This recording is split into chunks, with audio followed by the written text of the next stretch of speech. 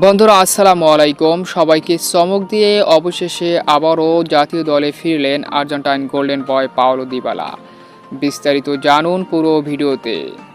সর্বশেষ কোপা আমেরিকায় আর্জেন্টিনার স্কোয়াডে সবথেকে বড় অপ্রত্যাশিত ঘটনা ছিল আর্জেন্টিনার স্কোয়াডে ছিলেন না গোল্ডেন বয় পাওলো দিবালা, অর্থাৎ দিবালাকে ছাড়াই স্কোয়াড ঘোষণা করেছিলেন লিওনেল স্কলোনি।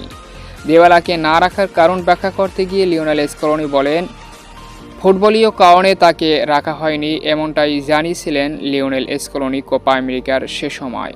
তবে কোপা আমেরিকার পর যখন সেপ্টেম্বরের উইন্ডো আসলো তখনও দিবালাকে বাদ দিয়ে 28 সদস্যের চূড়ান্ত স্কোয়াড ঘোষণা করেছিলেন লিওনেল স্কলোনি। দিবালাকে বিশ্বকাপ বাছাই পর্বে সেপ্টেম্বরের উইন্ডোর প্রথম স্কোয়াডে না রাখার মূল কারণ ছিল তার ট্রান্সফার নিয়ে নানা রকমের সিদ্ধান্তহীনতায় ভোগা। অবশেষে তিনি রোমায় থাকার সিদ্ধান্ত নিয়েছেন, এজন্যই স্কলোনি আবার তাকে কল আপ করেছেন এবং জাতীয় দলের দরজা খুলে গিয়েছে আর্জেন্টাইন গোল্ডেন বয় পাওলো দিবালার, যে কারণে সেপ্টেম্বরের স্কোয়াডে তাকে সংযুক্ত করা হয়েছে এবং সেপ্টেম্বরের বাছাই পর্বে 2 ম্যাচে থাকবেন Argentine golden boy Paulo Dybala, এমনটাই আর্জেন্টিনার অফিসিয়ালি ওয়েবসাইটে নিশ্চিত করেছে আর্জেন্টিনা ফুটবল ফেডারেশন। তাছাড়াও আর্জেন্টিনার জনপ্রিয় পত্রিকাগুলো দিবালার সংযুক্তর বিষয়ে নিশ্চিত করেছে। তো দিবালা ভক্তের জন্য দারুণ সুসংবাদ, দিবালা আবারও কামব্যাক করেছে জাতীয় দলে।